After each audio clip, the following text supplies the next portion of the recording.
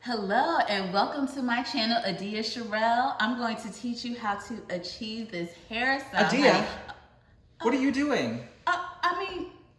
Sean let me in. I saw the lights. I thought it was time for action. Well, yeah, it is time for action, but I saw that you were introducing your channel. This is the sugar treatment. This is my channel here. I'm sorry. So, what should we do? Well, do you want to be on my show? Yes.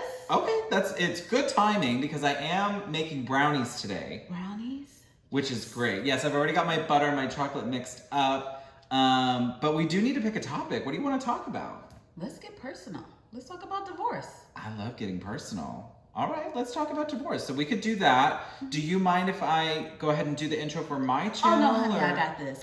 Welcome to the Sugar Treatment, where we bake and heal. This is Anthony, the baking social worker. I like to call him Bake Bay. And my name is Adia. Let's get into it. I like the way you did that. Okay. 2 cups of packed brown sugar. And 1 cup of flour. 1/4 teaspoon of salt. Now mix together until evenly combined. Now add 2 eggs. Mix. Now add 2 more eggs. 2 teaspoons of vanilla extract. Mix. We have mixed all of our wet ingredients over here. We got our chocolate and our butter. So the next step is we're gonna combine these two. But first, we need to whisk the butter and chocolate together. Would you mind doing a little whisking for us? I could whisk for us, okay? Okay. #whisking. #whisking. Okay, you handle that. Okay. And then while you're doing that, if you wouldn't mind just telling our viewers who you are. Oh, yes, of course. Hello, viewers, to the Sugar Treatment. My name is Adia. I'm also a social worker. She is. Yes, I am. And I have my YouTube channel as well. I am all about natural hair, accepting the texture of your hair, and just spreading self-esteem and teaching you how to do it. You gotta check it out. We're gonna put a link to it probably somewhere up here in the video so you can go check out her channel. Oh, please do. And Yes. subscribe. And subscribe to that channel. Yes. Turn on those notifications.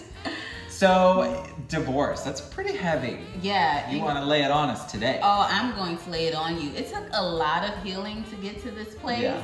Tell us, when do you know that it's time for divorce? You know, for me personally, you get to a point when you realize that it just may not be a healthy environment for you anymore. And so that's the point that it came to for me. I realized that not only was it not healthy, but I felt as though I was losing a piece of me, like slowly just fading away. I wonder, and maybe this question's not well placed, maybe it comes in later, but it's just top of mind right now. But I'm wondering what your advice would be to someone who is thinking that they may want to divorce or thinking about it as an option, but like they're not quite there yet, or like they're not, I don't know, maybe they can't face the idea that their marriage could end in divorce. Like, what would your advice be to them? My advice would be to find that support system that you know is there for you. That support system that will be there. Not that you're looking for them to give you the answers, but sometimes you need to run things through with other people. Specifically in my situation where, you know, it was like narcissistic abuse that was involved. Like a lot of times you're like, is this real? Like, am I right for thinking the way? You know, that type of environment leaves you very confused. So you kind of need to check in with other people like, okay, I want you to hear this out.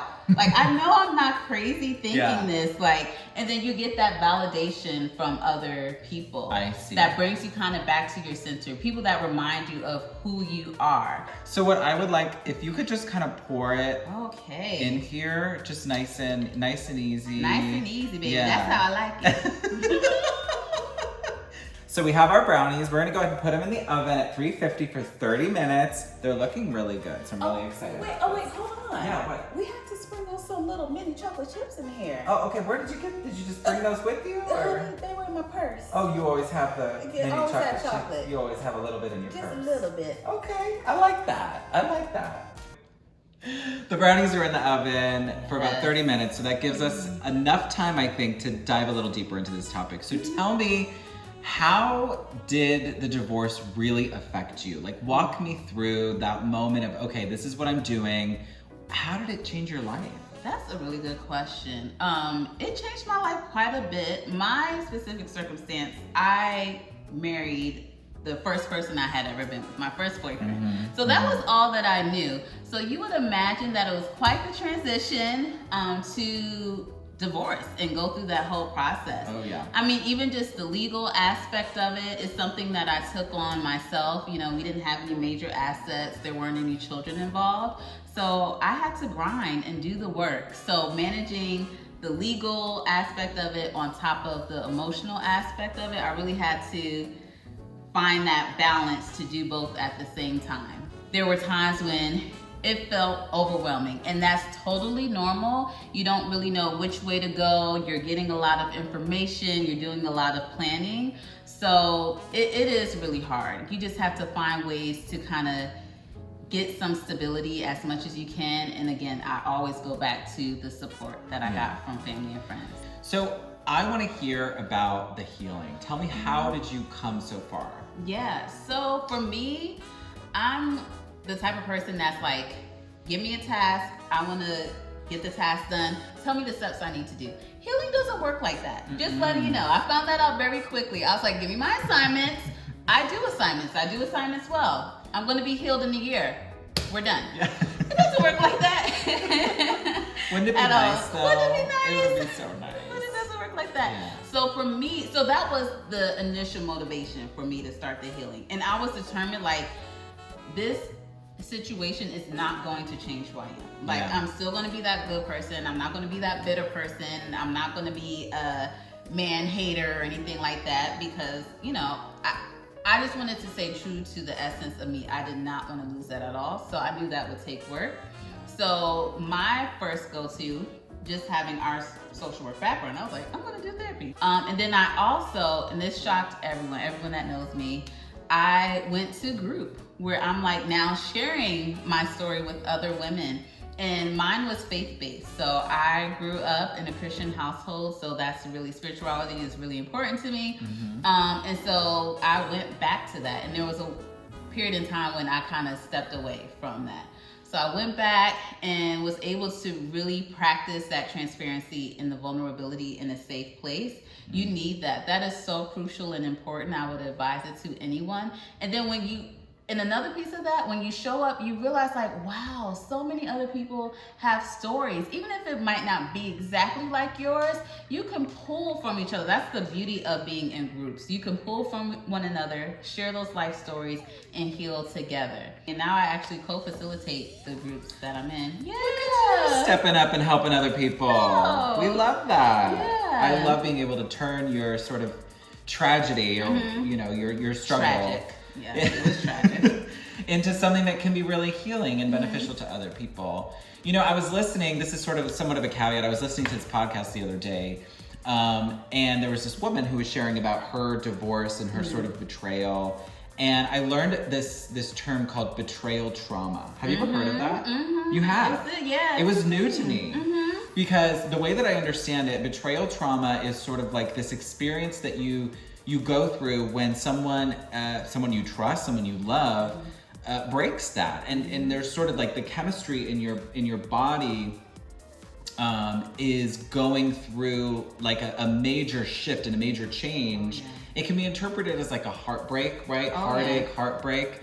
But there's actually like, I mean, this is something that's studied, like the chemicals in our brain don't really know how to adapt to like a new life without that person, because you come to rely on them for emotional support. I mean, you sleep next to this person, you live with this person, maybe you have a child with this person, and suddenly you know, you shift away from them and your body actually has to adapt to a completely different lifestyle. Yes. So I think that's really interesting. Do you know more about betrayal trauma? So even in listening what you're saying, there is like, there are so many changes that your whole being goes through. And physiological is all a part of that too. There's somatic symptoms like everything. Like I remember, and you asked me earlier about when you know it's time. I remember when I made the decision, I was like, I am really going to leave. Like, this is too much.